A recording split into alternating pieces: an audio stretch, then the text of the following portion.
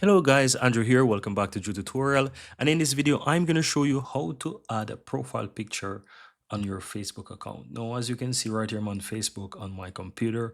And to do that, you want to look to the upper left and you will find your Facebook profile. So click on that and you will take it over to your profile and just go ahead and click on the camera icon or just on the image section. It's going to give you a pop-up and say choose a profile picture, or if you click on the camera, it's going to open up this window here where you can upload a picture. So both ways actually work. And just go ahead and click on upload, find an image that you wish to use. I'm going to go ahead and just choose, for example, I have something really cool that I could try. I will go ahead and just upload this picture right here. Pretty funny one. So I'm going to upload this picture right here. This was a picture of myself really, and I use the AI to make a baby just to see how it would actually look. I'm just gonna be honest, guys. This was not how I look when I was a kid.